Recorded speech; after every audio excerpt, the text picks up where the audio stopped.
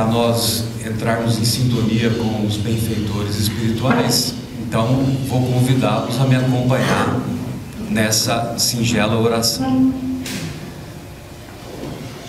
Deus nosso Pai, Mestre Jesus, benfeitores desta casa, agradecemos a oportunidade deste encontro, a oportunidade de conhecermos e estudarmos um pouco mais das Tuas leis, das Tuas palavras de vida eterna, e pedimos humildemente que esse nosso encontro seja produtivo e que possa servir de estímulo à nossa corrigenda, ao nosso refazimento, que todos sabemos que deve ser permanente. Muito obrigado, Senhor, que assim seja. Bem, amigos, então nós vamos falar sobre o capítulo Bem-aventurados os aflitos, e antes de entrarmos nele, vale a pena nós nos recordarmos que o capítulo Bem-aventurados os aflitos é o 5º capítulo. Os 4 anteriores, o Kardec colocou os princípios da doutrina espírita, os principais princípios da doutrina espírita. E no 5º e no 6º ele fecha com um 5º princípio. Então nós vamos encontrar no 1º capítulo, não vim destruir a lei, é a lei do monoteísmo, a lei do Deus único. Então ele vem trazer o ensinamento de Deus, o princípio Deus.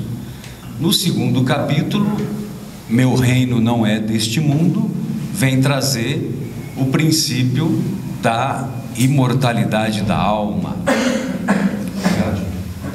da imortalidade da alma.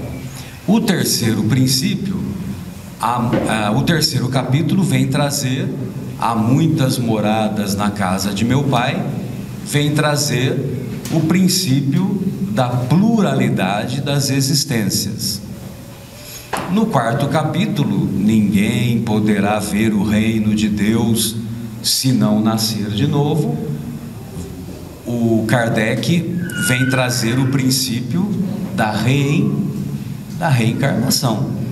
Ou vocês acham que 70, 80 anos de existência são suficientes para adquirirmos, se fosse uma única existência, para adquirirmos todo o conhecimento intelectual e todas as virtudes morais? Vocês acham isso mesmo? E aquelas pessoas que morrem com horas de vida, com dias, com meses, como é que fica?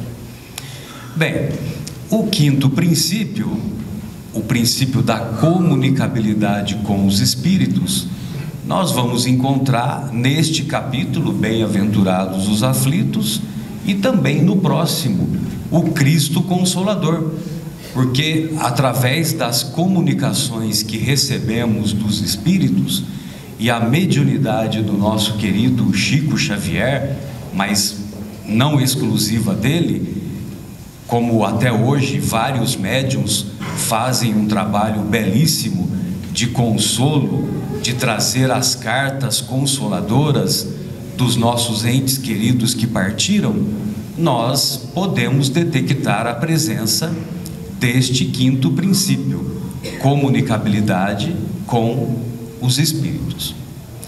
Bem, no capítulo Bem-aventurados os aflitos, se vocês forem pegar qualquer edição do Evangelho segundo o Espiritismo, excetuando a introdução e excetuando o capítulo 28, coletânea de preces espíritas, qual é o maior capítulo? É esse: Bem-aventurados os aflitos. A hospedaria é imensa, há muitas moradas na casa de meu pai. A hospedaria é imensa porque a criação dos espíritos é infinita, é incomensurável, e nós, esses espíritos, cada um de nós temos múltiplas experiências na carne, e se temos múltiplas experiências na carne, precisamos de muitos mundos para termos as experiências nesses mundos também. Mas passamos por provas e expiações, e passando por provas e expiações, nós necessitamos de consolo. Talvez por isso que esse capítulo seja o maior. Uma vez foi perguntado para Buda qual era o principal objetivo da vida. Sabe o que ele respondeu? O principal objetivo da vida é viver. Parece uma coisa tão simples, né? Mas o principal objetivo da vida é viver. Bem, nesse capítulo, Bem-aventurados os aflitos, curiosamente, o Kardec, ele coloca o título do capítulo Bem-aventurados os aflitos, mas quando ele vai traduzir dos evangelhos que ele tinha acesso à época, então ele coloca: bem-aventurados os que choram, porque serão consolados. Ele troca o termo, bem-aventurados os que choram. E quando fala bem-aventurados os que choram, os que pranteiam, se refere sobretudo à dor imensa que cada um de nós já sentiu, ou se ainda não sentiu, mais dia, menos dia, todos sentiremos, que é a dor da perda dos nossos entes queridos. Talvez a dor maior do que a perda dos nossos entes queridos seja aquela dor que observamos quando, na crise sanitária, muitas pessoas que tiveram as vidas ceifadas dos seus familiares não puderam se despedir no velório, não puderam se despedir com aquela cerimônia do adeus, vamos dizer assim. Mas todos sabemos que um dia nós acompanharemos os nossos entes queridos até o Porto de Santos, nos despediremos desses entes queridos, daremos adeus a eles, e eles entrarão num navio, numa embarcação, com destino à África. E quando esses nossos entes queridos chegarem à África, lá na África, muitos espíritos, muitos irmãos que os antecederam, ficarão contentes com a chegada deles. Ou seja, nós precisamos nos esforçar para aceitarmos essa perda, para nos estarmos preparados para essa perda que cedo ou tarde acontecerá, e também acontecerá conosco, possivelmente não, mas dia menos dia, alguns dos nossos familiares, alguns deles nos levarão até o Porto de Santos para que façamos essa travessia e cheguemos na África. A África, evidentemente, que eu me refiro, é a pátria espiritual. Essa dor da perda dos entes queridos, ela só vai realmente ser apagada, ser diminuída, ser acalentada quando se der o reencontro. Só com o reencontro que realmente essa dor vai diminuir. Não à toa, nós sempre citamos aqui um pensamento do nosso querido Rossandro Klinger, quando ele diz que por mais dolorosa que seja a dor da separação, não é maior que a alegria do reencontro. Um dia todos vamos nos reencontrar. Bem, amigos, mas quando nós percebemos que nós ficamos e os nossos entes queridos partiram, nós temos que tocar a vida, temos que seguir adiante. E curiosamente, embora o evangelista Mateus ele fosse um homem culto para os padrões da época, ele era um publicano, sabia ler, sabia escrever, sabia fazer contas, e sabia fazer contas muito bem, né? Porque cobrador de impostos, né?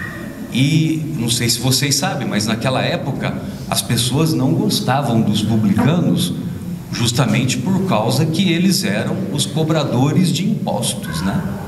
Hoje nós apreciamos a cobrança de impostos porque, vamos dizer assim, que ela já vem embutida, né? Mas naquela época não. Bem, e o Mateus, ele, embora falasse o hebraico e o aramaico, ele também falava e sabia escrever o grego, que era a linguagem da época. E quando ele faz as suas anotações e passa para o grego, então ele coloca: bem-aventurados os que choram, porque serão consolados. Mas Jesus, em hebraico / aramaico, não existe essa expressão bem-aventurados. O que existe é Ashirei. Ashirei significa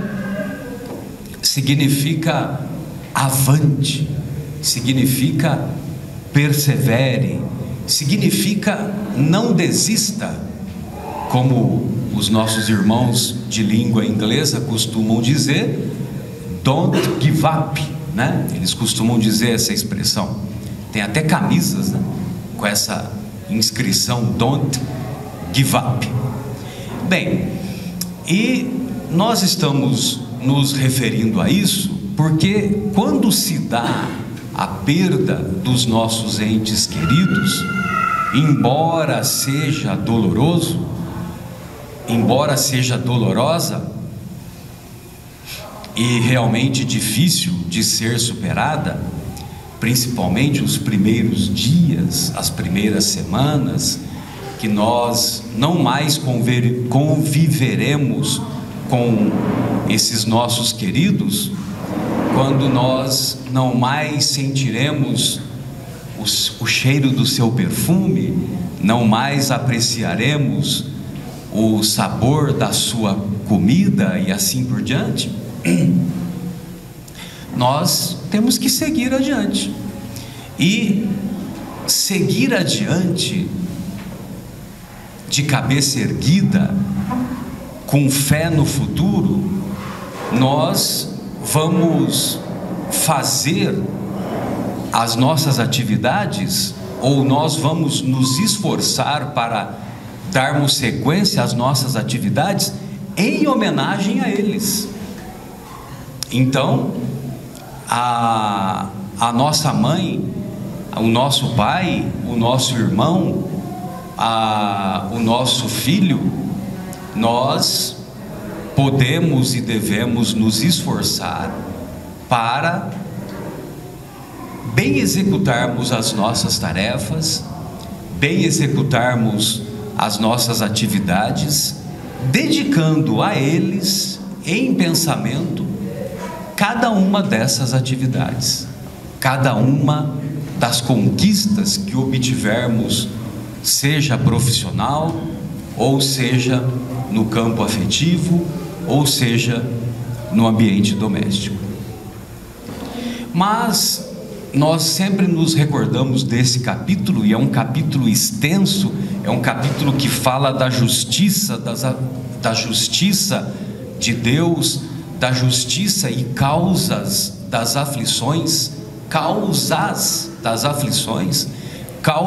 atuais das aflições, causas anteriores das aflições. E não nos iludamos, porque a maioria das causas das nossas aflições se encontram na vida atual. Eu particularmente estimo que apenas 1/3 das nossas aflições estão relacionadas com o gênero de provas que nós solicitamos aos nossos irmãos espirituais que patrocinaram a nossa vinda, a nossa reencarnação. Nós consideramos que apenas 1/3 estão relacionadas ao gênero de provas por nós mesmos escolhidas. 2/3, no entanto, são provas cujas causas se encontram na atual existência.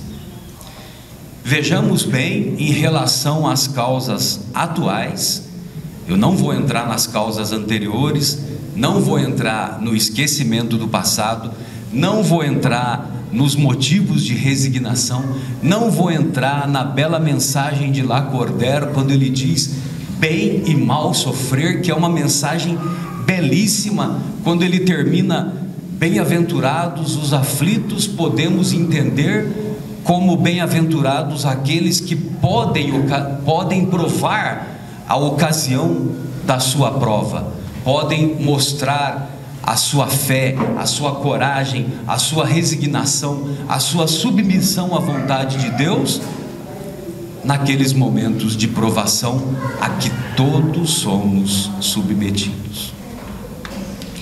Se eu for entrar em cada um desses itens, 5 da tarde é pouco. O Vitor falou que ele começa às 10 e termina às 11h30, ou termina às 5h30? Eu entendi 5h30, mas é 11h30, né?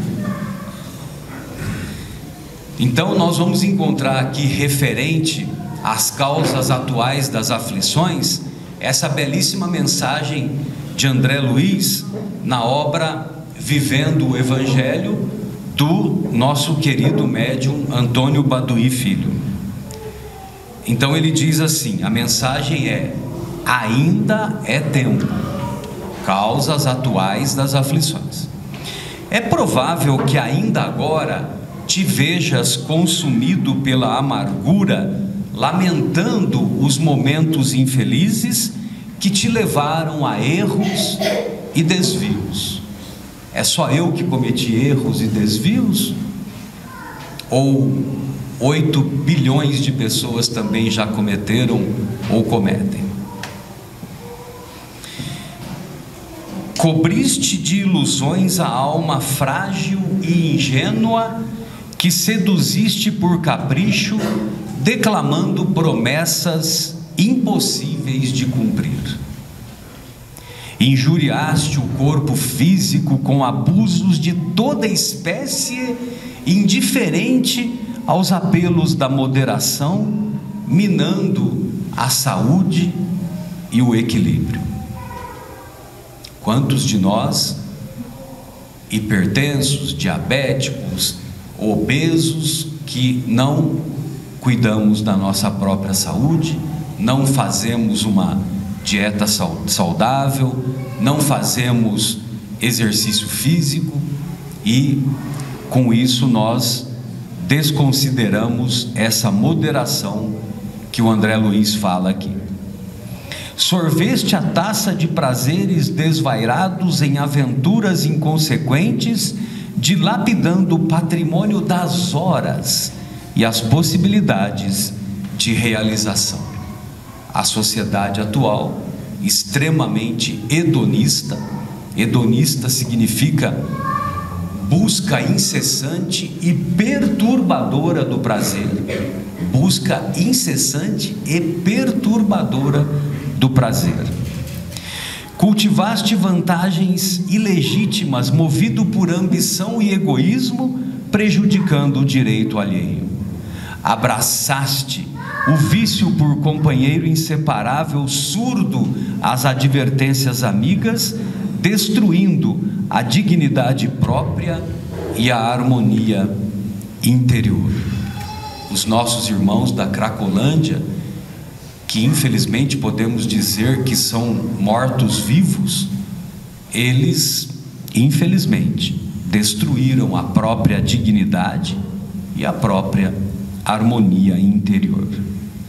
Desperdiçaste talento e inteligência, desprezando o dever nobre, para caíres no precipício do comodismo e da inutilidade. Quantos talentos que nós poderíamos colocar em benefício da sociedade e nós optamos pelo comodismo e pela inutilidade. Agora que reencontras o Cristo em teu caminho, buscando os ensinamentos da Boa Nova, sentes o aguilhão da consciência, o estímulo da consciência, e te vergas ao peso do remorso. Pensas nos prejuízos que causaste, nas dores que infligiste, nos desenganos que espalhaste e no tempo que perdeste. E no segredo de tua solidão, choras em silêncio, imaginando-te a pior das criaturas. Quando erramos, quando nos desviamos, nós reconhecemos os nossos erros, entramos nesse sentimento de remorso e nos sentimos o pior das criaturas. Ou é só comigo que acontece isso? É verdade que não podes fugir às consequências de teus atos. Entretanto, Deus é juiz amorável. Juiz amorável significa que Ele é bom e justo. Bondade e justiça caminham ao mesmo tempo na avaliação e na conduta de Deus, que distribui justiça e misericórdia, ofertando-te a cada momento a oportunidade de renovação íntima. Ainda é tempo de construir o bem. À tua volta pululam aflições e necessidades, lágrimas e infortúnios, à espera do carinho de tuas mãos operosas e benevolentes. Não tenhas medo de reconhecer, não tenhas medo de recomeçar, e tomando o Evangelho por roteiro de vida, segue adiante, ama, trabalha, ajuda e confia sempre na providência divina. Não tenhas medo de recomeçar. Não podemos voltar atrás e fazer um novo começo, mas nós sempre podemos começar agora e construir um novo final. Não é assim que o Chico Xavier nos ensina? E esse pensamento é dele mesmo, viu? Não é do Emmanuel, não. Não está sozinho nessa estrada redentora. Jesus acompanha teus passos vacilantes, sustentando-te a coragem e o ânimo. E toda vez que sucumbes à paralisia do remorso, o Mestre Divino afaga-te o coração dilacerado, o coração cortado, o coração machucado. E acreditando na sinceridade de teus propósitos, fala a tua alma com firmeza e amor: levanta-te e anda, avante, persevere, não desistas. Bem, amigos, então essa era a mensagem que eu gostaria de compartilhar com vocês.